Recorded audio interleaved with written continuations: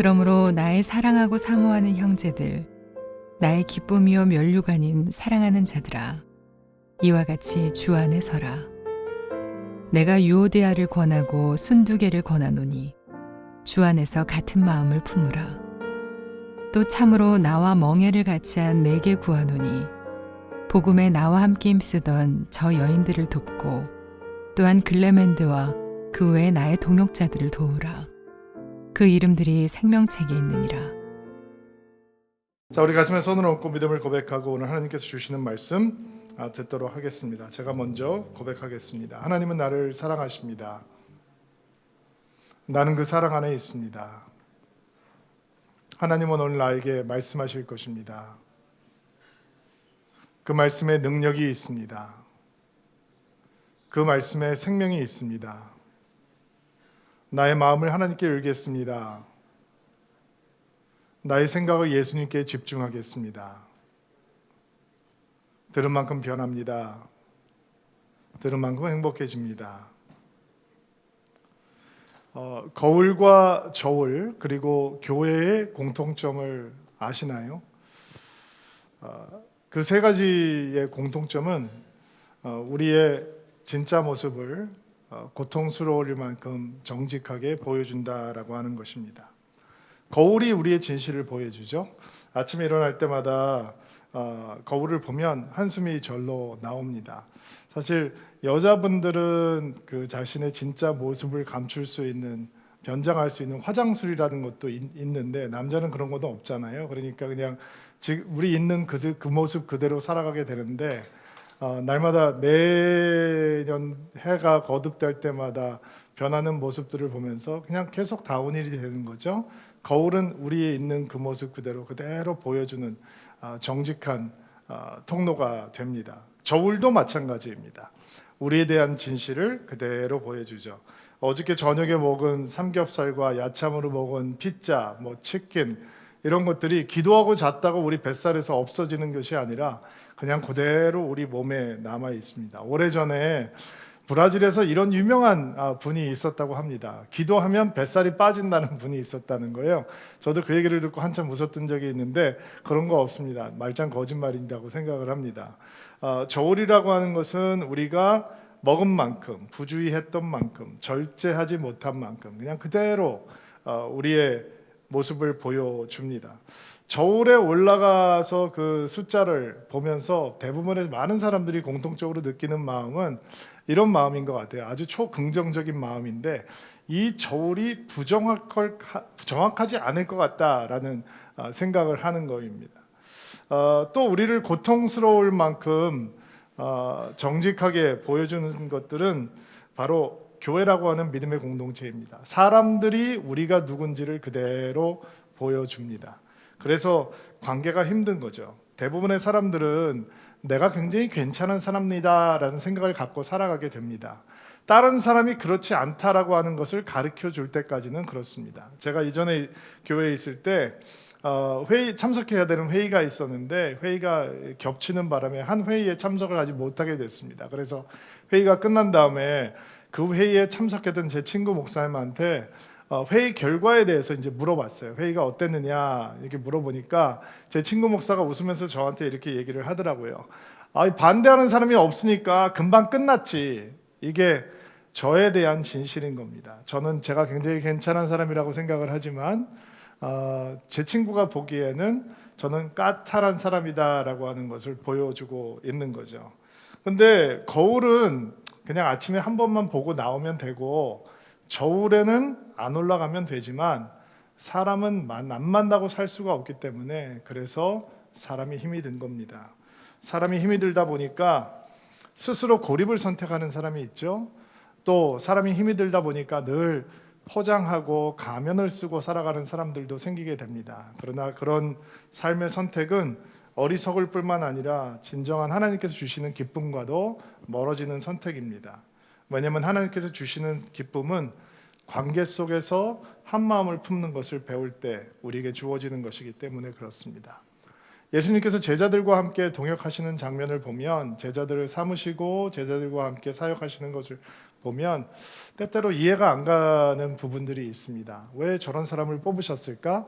왜 혼자 하셔도 되는데도 불구하고 혼자 공사역 시작하시고 혼자 설교하고 혼자 병 고치시고 하셔도 괜찮은데 왜 저렇게 부족한 사람들을 뽑으셔서 저렇게 고생을 많이 하실까? 왜 저 사람들하고 같이 공사역을 그렇게 하셨을까 하는 모습을 보면 경이롭기까지 합니다. 예수님의 제자들 중에서 제자들의 이 믹스를 보면 참 웃음이 절로 나오는데, 예수님의 제자 중에 시몬이라고 하는 제자가 있죠. 열성당원 출신입니다. 열성당원이라고 하는 사람들은 독립투사와 같은 사람이거든요. 그러니까 로마에 저항하고 로마에 대항하는, 싸움과 폭력을 주저하지 않으면서 그렇게 자신의 민족을 위해서 싸웠던 사람이 열성당원들입니다. 그 사람들이 로마 군인들보다 더 싫어했던 부류의 사람들은 누구냐면, 동족인데도 불구하고 로마에 빌붙어서 동족을 핍박하고 부를 축적하는 부류의 사람들이었습니다. 예를 들면 세리 같은 사람들인 거죠. 근데 예수님의 제자 중에는 마태라고 하는 세리도 있었습니다. 이 세리와 열성당원하고 세리가 길거리에서 마주치면 세리는 도망가야 되는 겁니다. 그런데 하나님께서 그 둘을 하나로 묶어 놓으셨습니다. 성경에 보면 제자들이 예루살렘으로 올라가는 가운데 누가 서로 큰지 멱살을 잡고 싸웠다라는 그런 성경이 나오는데, 저는 혼자 이렇게 상상을 해보면서 그렇게 제자들이 멱살을 잡고 싸울 때 혹시 시몬과 마태가 서로 멱살을 잡고 싸우는 것은 아니었을까 생각을 해본 적도 있었습니다. 아마 시몬이라고 하는 사람과 마태라고 하는 사람은 3년 내내 티격태격하면서 다투는 삶을 살지 않았을까 생각을 해봅니다. 베드로와 안드레는 그냥 평범한 어부였죠. 그러나 요한과 야고보는 배가 여러 척 있는 꽤 규모 있는 어업 사업을 하고 있는 집안의 사람들이었습니다. 그냥 막노동을 하고 있는 사람과 고용인을 두고 사업을 하는 사람, 우리 사회에서는 그 사람들을 한 부류로 보지 않습니다. 그런데 예수님께서는 그들을 한 그룹으로 묶어 놓으셨습니다. 계산이 굉장히 빠른 빌립, 말만 크고 속이 없었던 베드로, 혼자 묵상하고 조용히 있는 것을 좋아했던 나다니엘, 성경이 급하고 터프했던 요한과 야고보 형제, 의심이 많아서 질문이 많았던 도바. 정말 어울리지 않는 조합이죠. 인간이 눈으로 보면 이렇게 섞어 놓을 이유가 하나도 없는 것입니다. 그런데 예수님께서는 이렇게 다른 제자들을 갈아치우지 않으셨습니다. 비슷비슷한 부류의 사람도 동질의 사람으로 바꿔놓지 않았다는 것입니다. 많은 사람들이 교회에서 좋은 교제, 갈등을 피할 수 있는 교제는 관심도 비슷비슷, 배경도 비슷비슷, 환경도 비슷비슷, 나이도 비슷비슷 될 수 있으면 공통 분모가 많은 사람들끼리 모아놓으면 갈등은 줄어들 것이고 불협화음은 사라질 것이다 라고 생각을 하는데 정말로 큰 오해입니다. 적어도 예수님께서는, 그리고 성경은 우리에게 그렇게 사람들을 묶어놓는 것이 갈등을 해소하는 방법이다라고 말하지 않습니다. 오늘 그러면 성도들을 하나 만드는 것은 어떤 것인가에 대해서 좀 묵상을 해보려고 하는데요. 오늘 본문을 보면 빌립보 교회가 당면하고 있었던 이 문제 중심에 있었던 성도들의 이름이 등장을 합니다. 두 여자 성도의 이름인데 구체적으로 그들이 어떤 사람이었는지는 알 수가 없습니다. 그들이 또 정확하게 어떤 문제 가운데 처해 있는지도 저희들은 잘 알 수가 없고요. 그들의 이름을 통해서 그들이 여자라는 것을 알 수 있고, 그리고 그들의 다툼이 교회 전체에 부정적인 영향력을 미칠 만큼 그 두 사람은 교회에서 중추적인 역할을 하고 있었다라고 하는 정도는 추측해 볼 수 있습니다. 빌립보 교회의 시작부터 사실은 루디아라고 하는 여인이 첫 성도잖아요.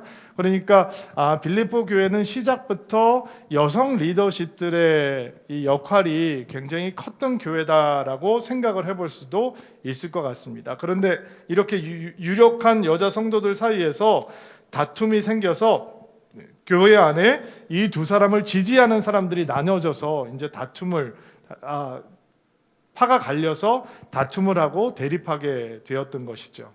그런데 정작 이 두 사람의 분쟁의 이유는 분쟁의 이유는 매우 사소했던 것 같습니다. 왜냐하면 이 두 사람이 복음의 진리에 대해서 만약에 분쟁을 하고 있었다면 사도 바울이 어떤 것이 옳은 것이고 어떤 것이 그른 것인지 분명히 가르쳐 주었을 것입니다. 만약에 믿음의 본질에 대해서 그들이 다투고 있었다면 사도 바울은 그런 것을 절대로 그냥 넘길 사람이 아닙니다. 다른 서신서에서 그거는 확인할 수 있습니다. 만약에 그 이유가 교회의 건강함과 연관이 있었다면 바울은 분명히 흔들리지 않는 교회관을 빌립보 교회 성도들에게 전해 주었을 것입니다. 그런데 바울이 구체적으로 그들의 다툼의 원인을 언급하고 있지 않고 그 다투고 있는 두 사람을 향한 조언도 너무 단순합니다. 같은 마음을 품으라, 한 마음을 품으라 이렇게 끝내거든요. 그러니까 이 두 사람이 지금 굉장히 극심하게 대립을 하고 다투고 있지만 그것은 아주 사소하고 개인적인 문제로 사이가 틀어졌다라고 하는 것을 우리가 생각해 볼 수 있을 것 같습니다. 사실 교회 안에서 성도들의 마음이 상하고 섭섭해지고 또 목회자와 성도들 사이에 섭섭하고 신뢰의 균열이 생기는 것은 사실은 복음의 진리와 복음의 본질에 대한 것이기보다는 정말 아무것도 그냥 넘길 수 있는 사소한 일로부터 시작되는 경우가 너무도 많이 있습니다. 제가 실제로 경험한 이야기인데 교회를 건축을 하는데 한쪽에서는 교회 카펫을 까는데 예수님의 보혈을 상징하는 빨간색으로 카펫을 깔아야 된다고 주장하는 사람들이 있고 또 한쪽에서는 예수님의 이 왕권을 상징하는 예수님의 신성을 상징하는 보라색으로 교회 카펫을 해야 된다는 사람이 있고 또 한쪽에서는 건축을 하는데 예산이 모자라니까 싸고 이 질긴 것으로 해야 된다라고 하는 사람들이 생겼습니다. 여러분 무슨 색깔을 선택해야 되는 것입니까? 아무 색깔이나 선택해도 되는 것입니다. 그런데 그 비본질적인 이유 가지고 사람들이 다투고 편이 갈리고 싸우기 시작합니다. 제가 전도사였을 때 교회에서 집사회에서 이런 논쟁이 벌어졌습니다. 성가제 반주자가 십자가를 향해서 이 등을 돌리고 반주하는 것이 몹시 불경스럽다 이런 이야기입니다. 그것 때문에 막 첨예하게 사람들이 다투고 사람들의 마음이 갈라졌습니다. 담임 목사님께서 너무 말도 안 되는 일을 가지고 성도들이 다투는 걸 보니까 너무 화가 나시니까 여러분 오늘 저는 십자가를 향해서 제 엉덩이를 향하고 설교를 하고 있습니다 라고 소리를 지르면서 주일날 설교를 하면서 교인들을 야단을 치시더라고요. 여러분 왜 이런 논쟁이 일어납니까? 정말 그들이 경건한 것을 추구하기 때문에 그렇습니까? 거룩함을 추구하기 때문에 성가대 반주자는 등을 십자가를 향해서 돌리면 안 된다고 얘기하는 것입니까? 그렇지 않습니다. 미성숙하기 때문에 아무것도 아닌 것에 집착하고 분쟁이 생기는 것입니다. 여러분 성도들 사이에서 만날 수 있는 크고 작은 갈등들 그리고 성도들 사이에서 경험하게 되는 불협화음이 없는 교회는 없습니다. 구경꾼처럼 그저 왔다 갔다만 한다면 그런 갈등이나 불협화음에 경험하지 않고도 신앙생활을 할 수 있겠지만 우리가 정말 교회가 되어가고자 하는 열정과 열심이 있다면 우리는 언젠가 이런 갈등을 경험할 수 있고 이런 불협화음 속에 놓여질 수 있습니다. 그러나 여러분 놀라지 않게 되기를 바랍니다. 당황하지 않게 되기를 바랍니다. 깨어진 죄인들이 만나서 하늘의 공동체, 믿음의 공동체를 만들어 가는데 어떻게 크고 작은 불협화음이 없겠습니까? 그러나 그럴 때 믿음의 사람들은 그 갈등을 다루는 하나님의 길, 믿음의 길을 선택할 수 있어야 하는 것입니다. 그것이 교회이고 그것이 성도의 삶입니다. 그러므로 오늘 우리는 사도 바울이 우리에게 전해주고자 하는 말씀에 귀를 기울여야 하는 것입니다. 바울은 빌립보 교회의 다툼을 해결할 한마디를 던집니다.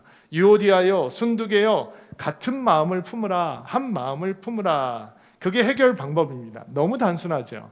사실은 교회는 이것 때문에 굉장히 고통을 당하고 있는데 사실은 그 고통을 당하고 있는 교회를 향해서 던지는 해결책은 너무 단순해서 오히려 당황스러울 것까지 합니다. 그러나 빌립보 교회가 흔들리고 있는 이유는 이 간단하고 단순한 신앙의 비결을 붙잡지 못했기 때문에 그들은 흔들리고 있었던 것입니다. 그렇다면 사도 바울이 이야기하고 있는 한 마음을 품으라, 같은 마음을 품는다라고 하는 권면 속에 어떤 하나님의 지혜가 숨어 있는지, 어떻게 하면 우리가 성도로서 한 마음을 품는 성도들이 될 수 있는지 묵상해 보면서 좀 은혜를 나누려고 합니다. 1절 말씀 같이 한 목소리를 읽어볼게요.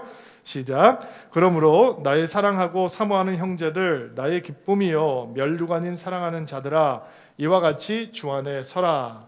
자, 먼저 갈등 속에 있는 성도들이 한 마음을 품을 수 있는 첫 번째 길은 서로가 서로에게 어떤 존재인지를 확인하는 것입니다. 즉, 형제를 바라보는 영적인 시선을 회복하는 것입니다. 사도 바울이 빌립보 교회 성도들을 향해 뭐라고 부르고 있습니까? 물론 이 중에는 유오디아와 순두계도 포함되어 있습니다. 당신들은 나의 사랑하고 사모한다는 말은 그립다, 그리워한다 이런 뜻입니다. 당신들은 내가 사랑하고 사모하며 그리워하는 형제들입니다.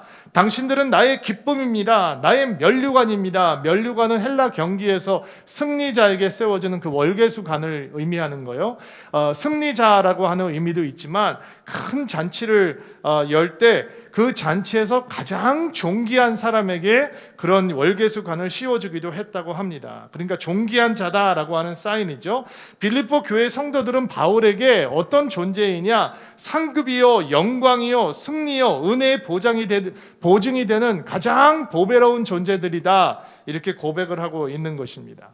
여러분, 지난주에 우리 사도 바울이 우리에게 이렇게 권면했던 말씀을 기억하시죠? 나를 본받으라라고 했던 말씀을 기억하실 것입니다. 자, 사도 바울은 왜 우리에게 나를 본받으라라고 권면하고 있습니까? 그의 신앙의 모범이, 믿음의 모범이 바로 예수 그리스도이시기 때문입니다. 그렇다면 사도 바울이 빌립보 교회 성도들을 향해서 당신들은 내 사랑하고 사모하는 형제들이며 나의 기쁨이요 나의 면류관입니다 라고 고백을 했을 때, 단순히 빌립보 교회가 사도 바울이 개척한 교회이기 때문에 개척교회 목사니까 그렇게 이야기를 하고 있는 것을 넘어서 그가 신앙의 본을 삼은 예수 그리스도께서 주의 몸된 교회를 이루고 있는 성도들을 향한 가지고 있는 마음을 본받기 때문에 그런 고백을 하는 것은 아닐까? 이런 묵상이 전혀 이상한 묵상은 아니겠죠. 그렇다면 그가 이런 사랑의 고백을 빌립보 교회에서 성도에게 할 수 있다면 그 고백은 자기 안에서만 생긴 것이 아니라 그리스도로부터 온 것이다 라고 우리는 무리 없이 묵상을 할 수 있을 것입니다. 그렇다면 이 고백을 한번 예수님의 고백으로 바꿔봅시다.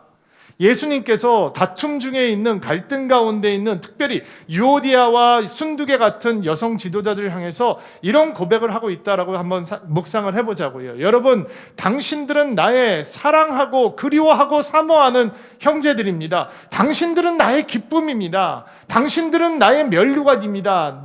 당신들이야말로 내가 정말로 존귀하게 여기는 자들입니다. 예수께서 주의 몸된 교회 성도들을 향해서 그런 고백을 하고 있다라고 한번 상상을 해보잔 말이죠. 여러분, 엄청 감동이지 않습니까?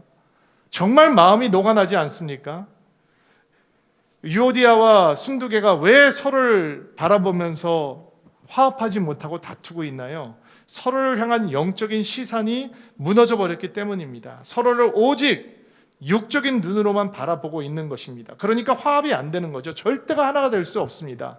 육신의 본성을 따라 서로를 바라보면 서로 다르다고 하는 사실 때문에 마음이 불편하고, 마음에 들진 거 않는 것 때문에 실망스럽고, 내 눈에 거슬리는 것을 보기 때문에 비판하게 되고, 육신의 눈으로만 보면 서로를 탓하고 싸워야 하는 이유들을 찾아냅니다. 끊임없이 서로에게 책임을 전가하고 하나됨을 거부하게 되는 것입니다. 그런데 믿음의 눈이 열리면 예수께서 우리를 보고 계시는 영적인 시선이 서로를 향한 시선으로 회복이 되면 교회 안에서 만나는 사람들이 그저 같은 교회를 다니는 사람이 아니라 형제구나라고 하는 것을 깨닫게 되는 것입니다.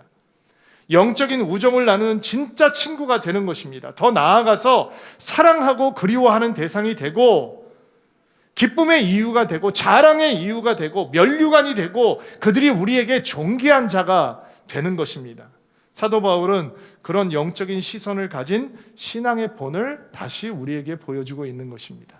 여러분, 감옥에 갇혀 있는 사도 바울이 빌립보 교회 성도들이 이런저런 이유로 다투고 있다. 유오디아와 순두개가 앞장서서 선본 대장이 돼서 교회를 팔을 나누고 다투고 있다라고 하는 얘기를 들었을 때 얼마나 마음이 슬프고 얼마나 마음이 화가 나고 얼마나 기가 막힌 생각이 있겠습니까? 그도 야단을 칠 수 있었을 것이고 화를 낼 수 있었을 것입니다. 그러나 그런 권면을 시작하면서 어떻게 시작을 합니까? 그 사랑하는 빌립보 교회 성도들을 향한 그 영적인 시선을 회복합니다. 그 시선을 회복하고 나니까 당신들 이럴 수 있는 거야? 당신들 너무 형편없는 사람들 아니야? 라고 하는 얘기 대신 형제들이여, 당신들은 나의 사랑하는 형제들이며 내가 그리워하고 사모하는 형제들입니다. 당신들은 나의 기쁨입니다. 나의 면류관입니다. 라고 고백을 할 수 있었던 것입니다. 우리가 함께 교회를 이루고 있는 다른 형제들, 다른 자매들을 향해서 이런 영적인 시선을 회복할 수 있다면 우리 가운데 갈등이 생길 때 우리는 한 마음을 품는 첫 번째 발걸음을 내디딜 수 있는 것입니다. 자, 또 한 마음을 품기 위해서 우리가 주목해야 되는 사실은 1절 말씀을 보니까 그러므로 나의 사랑하고 사모하는 형제들, 나의 기쁨이여 면류관인 사랑하는 자들아, 이와 같이 뭐라고 했죠? 주 안에 서라라고 했죠. 주 안에 먼저 묵상해야 되고 그 다음에 서라라고 하는 부분을 좀 묵상을 할 텐데, 주 안에라고 하는 말씀을 먼저 주목해 보려고 합니다. 갈등 안에 있는 성도들이 한 마음을 품을 수 있는 믿음의 지혜는 우리가 누구에게 속한 사람인지를 기억하는 것입니다. 주 안에, 이게 키워드죠. 우리가 누구에게 속한 사람이라는 것입니까? 예수께 속한 사람이라는 것입니다. 교회에서는 생각이 같고 이념이 같고 배경이 같고 수준이 비슷하고 마음이 잘 통해서 하나가 되는 것이 아닙니다. 교회에서는 오히려 그런 요소들이 하나됨을 방해하는 요소가 됩니다. 교회는 예수님 때문에 하나 되는 곳이어야 합니다. 교회의 하나됨의 근거는 오직 예수 그리스도여야 합니다. 우리가 한 마음을 품어야 되는 이유도 예수님이시고 우리가 능히 한 마음을 품을 수 있는 능력도 바로 예수께로부터 오는 것입니다. 아마 유오디아와 순두개를 따로따로 인터뷰를 할 수 있었다면 두 사람 모두 자기의 입장을 논리정연하게 설명할 수 있었을 것입니다. 우리가 그들의 얘기를 들어본다면 유오디아의 말도 일리가 있다고 느낄 것이고 순두개의 말도 일리가 있다고 느낄지 모릅니다. 그러나 그런 논리로 교회는 절대로 하나 되지 못합니다. 자기 자신의 주장을 아무리 설득력 있게 설파한다고 해도 절대로 교회를 하나 되게 할 수 없습니다. 교회는 오직 예수만으로 하나가 될 수 있는 것입니다.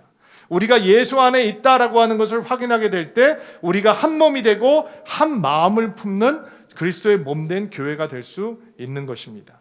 우리가 주 안에 있다라고 하는 말씀의 능력은 우리를 하나로 묶으시는 분이 예수님이시다라고 하는 것을 전제하는 것입니다. 예수께서 우리를 하나 되게 원하십니다. 그리고 그 예수님께서만 그 일을 하실 수 있습니다. 그러니까 우리가 주께 속한 사람이라는 것은 절대로 잊어서는 안 되는 것입니다. 제가 목회를 하면서 교회를 보면 참으로 다양하고 다른 사람들이 많이 모여 있는 것을 보게 됩니다. 어떤 사람들은 먼저 행동하고 나중에 생각합니다. 어떤 사람들은 그런 사람들을 도무지 이해할 수가 없습니다. 어떤 사람은 논리가 먼저입니다. 그러나 다른 사람들은 감정이 먼저 뛰어다니기 시작합니다. 어떤 사람들은 계획을 짜야 행동할 수 있는 사람이 있고 어떤 이들은 뭐든지 틀에 짜여 있으면 숨이 막히고 즉흥적이고 자유로운 영혼들이 있습니다. 어떤 사람들은 만사에 적극적인 사람이 있고 어떤 사람들은 매사에 소극적인 사람들이 있습니다. 본인이 적극적인 사람이라고 생각하는 사람들은 나는 추진력이 있어 라고 생각을 하지만 그런 사람들을 바라보는 소극적인 사람들은 저 사람은 너무 덤벙대 라고 얘기합니다. 반면에 소극적인 사람들은 자신이 신중하다라고 얘기를 하죠. 그러나 적극적인 사람들은 그들을 소심하고 답답하다라고 하면서 손가락질합니다.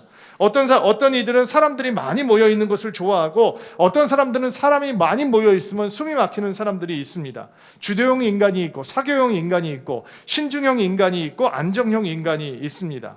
늘 문제를 해결해 줘야 된다는 사명감을 가지고 있는 사람이 있는 반면 늘 문제를 만들어내야 된다는 특별한 사명감을 가지고 있는 사람들도 있습니다. 사람들이 모이면 늘 웃기는 말로 사람들을 유쾌해주는 은사를 가지고 있는 사람이 있는가 하면 무슨 말을 하던 분위기를 진지하게 만들어 놓는 은사를 가진 사람도 있습니다. 고기만 좋아하는 사람이 있고 채소만 좋아하는 사람이 있습니다. 대중가요를 좋아하는 사람이 있는가 하면 팝을 좋아하고 클래식을 좋아하고 트로트를 좋아하는 사람이 있습니다. 계속할까요? 이렇게 수밖에 다른 사람들이 다 교회 안으로 들어와 있습니다. 이렇게 다양하고 다른 사람들이 와서 그리스도의 한 몸됨을 이루고 교회됨을 이루고 있습니다. 그러므로 우리는 예수를 바라보지 아니하고 우리가 다 모두가 예수께 속해 있다라고 하는 것을 인식하지 못하면 우리는 서로의 다름을 바라보고 실망하고 좌절하고 낙심하고 화를 내게 될 수밖에 없습니다. 여러분, 예수님 때문이라면 우리는 누구와도 한 마음을 품을 수 있는 것입니다.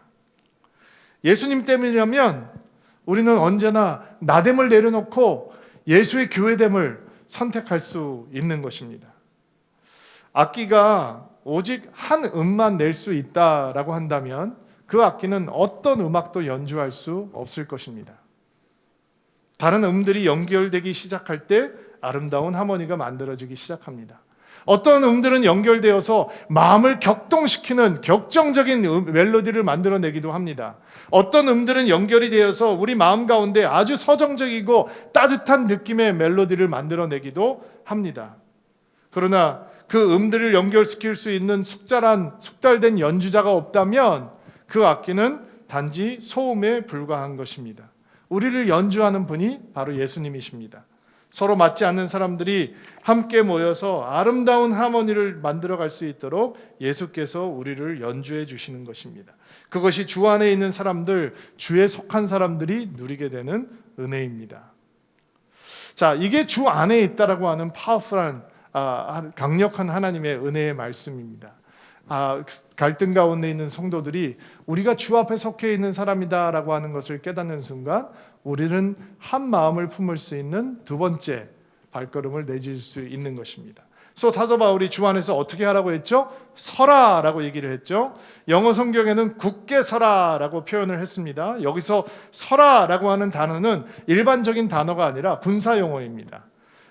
전쟁 중에 군사들이 대열을 쫙 만들어 놓고 방패와 반패를 연결시키고 강력한 방어진을 구축한 다음에 어떤 적군에게도 밀리지 않도록 굳게 발을 딛고 서 있는 그 모습을 보여주기 위해서 서라라고 하는 단어를 써서 사용하는 것이죠. 사도 바울이 유오디아와 순두계에게 그들이고 그들의 영적인 분쟁에 휘달려 있는 성도들에게 무엇을 가르쳐주고 싶은 것인가? 그들의 분쟁의 영적인 실체를 보여주고 있는 것입니다. 여러분, 성도들 간에 갈등이 일어날 때 한 마음을 품기를 원하십니까? 그렇다면 그 분쟁의 영적인 실체가 무엇인지를 파악하면 됩니다. 영적의 실체는 무엇입니까? 성도의 하나됨을 깨는 모든 것은 영적인 공격이요, 영적인 전쟁이요, 악한 영의 역사이다라고 하는 것을 그 실체를 파악하면 되는 것입니다. 유오디아와 순두계가 개인적인 사소한 일로 다투고 있던 것 같다라고 말씀을 드렸죠. 그런데 그 사소한 분쟁이라고 보이는 것에 그 뒤로 들어가서 영적인 실책을 보면 바로 악한 영의 공격이요, 영적인 전쟁이 있는 것입니다. 그래서 이 한 마음을 품는 것이 쉽지 않습니다. 왜 성도들 간에 갈등이 생기는가? 왜 교회 안에서 이토록 한 마음을 품는다라고 하는 것이 어려운 일인가? 첫째, 내 자신 때문입니다. 나 때문입니다. 내가 깨어진 사람이기 때문에, 내가 죄로 깨어진 사람이기 때문에 어렵습니다. 두 번째로, 바로 저 사람 때문입니다. 저 사람이 죄로 망가진 사람이기 때문에 힘든 것입니다. 세 번째로, 악한 마귀 때문입니다. 우리가 하나 되는 것을 보지 못하는 악한 영이 있습니다. 어떻게 해서든지 우리가 서로 사랑하지 못하게 하고 하나 되지 못하게 하고 분열시키려고 하는 악한 영이 있기 때문에 교회가 하나 되는 것이, 성도들이 하나가 되는 것이 어려운 것입니다. 왜냐하면 성도들의 마음이 분열시켜져 있으면 절대로 위대한 하나님의 역사가 이루어지지 않거든요. 그러니까 어떻게 해서든지 성도들의 마음을 분열시켜서 하나님의 사건의 주인공이 되지 못하게 하려고 하는 것입니다. 그런데 성도들 간에 분쟁이 생기고 갈등이 생기고 다툼이 생길 때 그 뒤에 영적인 실체는 이 악한 영들이 역사하고 있구나. 그렇다면 내가 악한 영에게 쓰임 받을 수 없지. 내가 마귀가 원하는 대로 내 자신을 내어주면 안 되지 라고 깨닫기만 해도 우리는 다툼 속으로 달려 들어가지 않을 수 있는 것입니다. 내가 이 영적인 공격에 맞서서 강력하게 싸워야지 결단할 수 있게 되는 것이죠. 임전무태의 영은 나와 다투고 있는 다른 형제와 자매를 향해서 가지고 있어야 되는 마음이 아니라 바로 다툰 뒤에 역사하는 악한 영들을 향해 가지고 있어야 되는 마음이 되는 것입니다. 자, 다툼의 영적인 실체가 무엇인지만 파악하게 될 때 우리는 한 마음을 갖는 세 번째 발걸음을 내딛게 되는 것입니다. 자, 2절과 3절 말씀 볼게요. 2절 3절 말씀 읽겠습니다. 시작. 내가 유오디아를 권하고 순두개를 권하노니 주 안에서 같은 마음을 품으라. 또 참으로 나와 멍에를 같이 한 내게 구하노니 복음에 나와 함께 힘쓰던 저 여인들을 돕고 또한 클레멘드와 그 외에 나의 동역자들을 도우라. 그의 이름이 생명책에 있느니라. 자, 한 마음을 품게 순두개와 유오디아를 도와주라. 그 부탁하는 대상이 있어요. 사도 바울은 그 대상을 나와 함께 나와 멍에를 같이 한 사람으로 부르고 있습니다. 구체적으로 이 바울과 함께 멍에를 한 사람이 누구냐? 잘 몰라요. 누군지 잘 몰라요. 그런데 이 바울과 함께 멍에를 한 사람이 누구일 것 같다, 이런 추측을 많이 해요. 루디아라고, 첫 번째 회심자였던 루디아라라고 얘기를 하기도 하고, 어떤 경우에는 바울의 아내였다라고 얘기를 하기도 하고, 별의별 추측들이 많이 있어요. 근데 성경에서 자꾸 우리에게 알려주지 않는데 자꾸 알려고 하는 것은 좋은 묵상이 아니에요. 오히려 우리는 그 사람이 누군지에 대한 관심보다 그 사람이 해야 하는 일, 그 사람이 할 수 있는 일에 더 관심을 가져야 돼요. 그것은 이것이죠. 교회는 성도들의 깨어진 관계를 회복하는데 중재하는 거룩한 사명을 갖고 있는 사람이 있다라는 거예요. 중재자가 있다는 거예요. 또 교회는 그런 중재자가 돼야 된다라는 거예요. 여러분, 성도들 사이에 다툼이 생기고 갈등이 생기면 몇 가지 부류의 사람들로 나뉘어요. 첫 번째, 자기 일처럼 흥분하고 달려드는 사람이 있어요. 두 번째, 남의 일처럼 무관심하게 방관하는 사람들이 있어요. 세 번째, 섞이기 싫다고 실망하고 도망가는 사람들이 있어요. 네 번째, 실망하고 그런 사람들을 조롱하는 사람들이 있어요. 다 우리가 피해야 되는 태도들이에요. 그럼 우리가 붙들어야 되는 태도는 뭐냐? 적극적인 중재자의 역할인 거죠. 그것이 바로 믿음의 사람이 감당해야 하는 거예요. 예수님께서 화평케 하는 자는 복이 있다라고 말씀하셨잖아요. 누가 복이 있느냐? 피스메이커가 복이 있는 거예요. 예수께서는 그 피스메이커셨죠. 우리와 하나님 사이를 화평케 하시고 이방인들과 유대인들의 사이를 화평케 하시는 분이셨어요. 우리는 예수님의 모범을 삼아서 신앙을 배우고 있는 그분의 제자니까 그분처럼 피스메이커가 되는 게 너무 당연한 것이죠. 바울은 이 중재자의 역할을 감당해야 하는 형제, 아니면 자매일 수도 있어요. 아주 지혜로운 가르침을 하는데, 보통 우리가 중재자가 된다라고 하면 대부분의 사람들이 상식적으로 이렇게 행동을 하겠죠. 상황을 쭉 펼쳐놓고 누가 잘못했는지, 누가 잘했는지, 무엇이 문제인지 자꾸 원인을 파악하려고 하는 경우가 있어요. 그러다 보면 문제를 해결하는 것이 아니라 문제가 점점 꼬인단 말이에요. 사도 바울은 그렇게 하지 않았죠. 사도 바울은 문제가 이것이니까 이렇게 해결해라라고 조언을 하고 있지 않아요. 그 대신 다른 그림을 보여주는 거예요. 어떤 그림이냐? 이 여인들의 과거, 그리고 이 여인들의 미래, 이걸 두 개를 보여주는 거예요. 어떤 과거를 보여주냐? 그들이 바울과 함께 복음 사역에 힘쓰던 자였다는 거예요. 지금은 교회 파벌을 나누고 다투고 너무 미운 대상이 돼버렸는데, 미운 털이 박힌 사람이 되어 있는데, 교회 문제 해결자가 아니라 교회 문제감이 돼버렸는데, 일꾼이 아니라 일감이 돼버렸는데, 그 사람들에게 너희들은 이게 잘못이다라고 지적하지 않고 사도 바울은 뭐라고 중재자에게 권유하고 있냐면 그들의 과거의 모습을 보라는 거예요. 그 과거의 모습의 아름다움이 여전히 흔적이 남아있다는 거예요. 그들이 사도 바울과 함께 복음을 위해서 힘쓰고 애쓰던 자였다라고 하는 것을 기억해내라라는 거예요. 그래서 그들을 용서하고 관용할 수 있는 마음을 가지라는 권면이 되는 거겠죠. 그리고 그들의 미래를 보여주어요. 그들의 미래는 뭐예요? 그들의 이름이 생명책에 기록이 되어 있다는 거예요. 그러니까 그들의 그 다투고 있는 원인이 본질적인 것이 아니라 아주 사소한 것이라는 것을 우리가 확인할 수 있는 것입니다. 영적인 피스메이커가 되는 사람은 이렇게 바울이 보고 있는 것을 볼 수 있어야 합니다. 그들이 어떻게 충성스러운 일꾼이었는지, 그리고 그들이 얼마나 영광스러운 하나님의 백성이 될 것인지, 교회 안에서 생긴 갈등 앞에서 이렇게 적극적인 해결자가 필요하다라고 하는 것은 우리에게 큰 도전과 격려가 됩니다. 왜냐하면 바로 오늘 예배를 드리고 있는 여러분이 때때로 그런 중재자의 역할을 할 수 있는 사람들이기 때문입니다.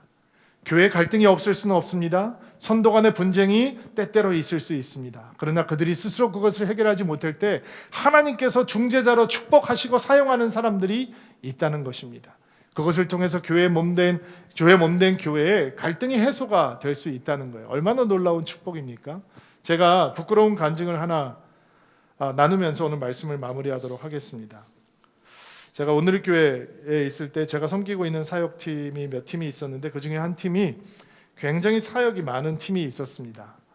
늘 새로운 예배 컨텐츠를 만들고 전도 사역을 진행을 하고 또 제가 교회에서 감당해야 되는 여러 가지 사역에 백업을 해줘야 되는 팀이었기 때문에 사역팀이 100명, 120명이 넘어가는데도 불구하고 늘 일손이 부족해서 좋은 평신도 사역자들을 에 대한 욕심이 제가 많이 있었습니다. 그런데 정말 일을 잘하고 탁월한 평신도 사역자가 저희 팀에 들어오게 됐습니다.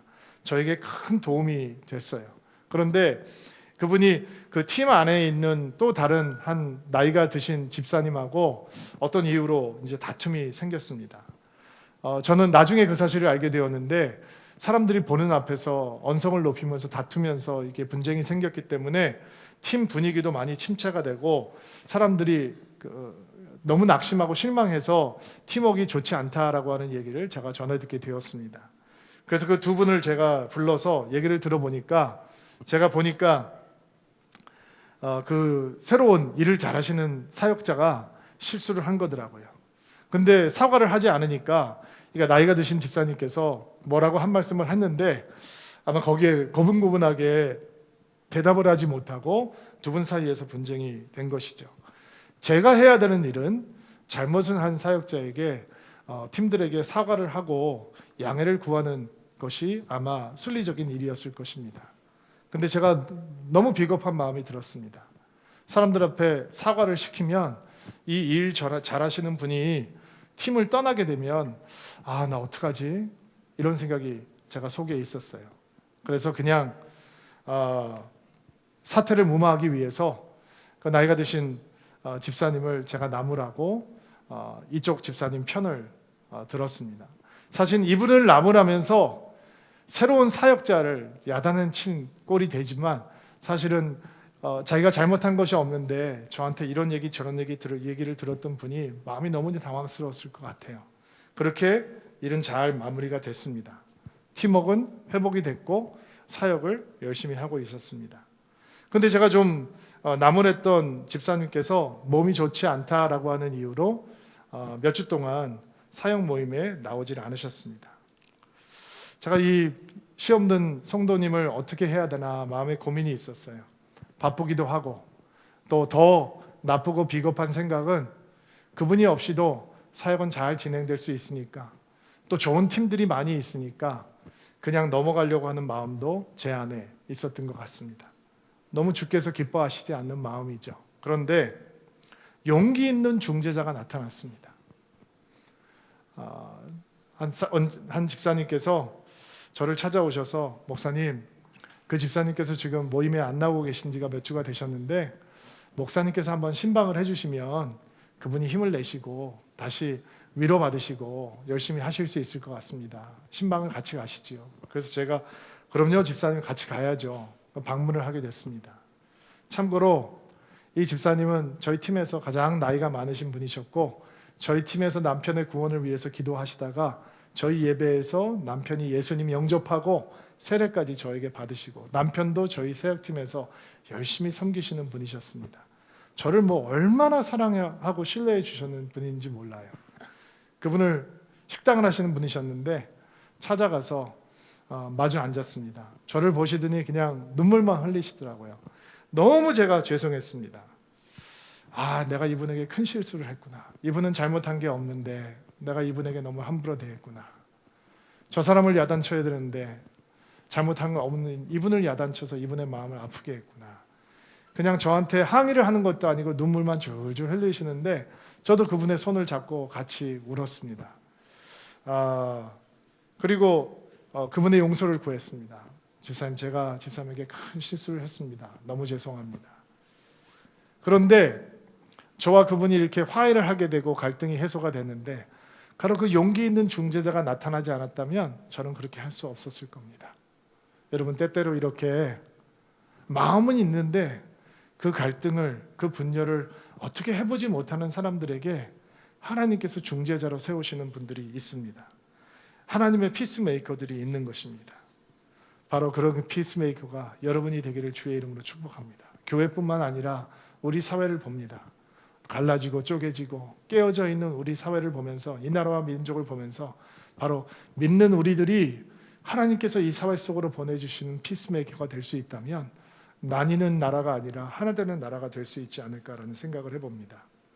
여러분, 교회는 한 마음을 품는 것을 배우는 곳입니다. 같아서 한 마음을 품는 것이 아닙니다.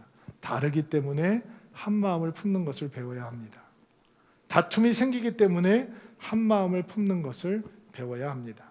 바로 거기로부터 흔들리지 않는 기쁨이 흘러나오기 때문입니다. 이 기쁨이 오늘 예배하는 여러분들 가운데 충만하게 임하는 주일이 되기를 예수님의 이름으로 축복합니다.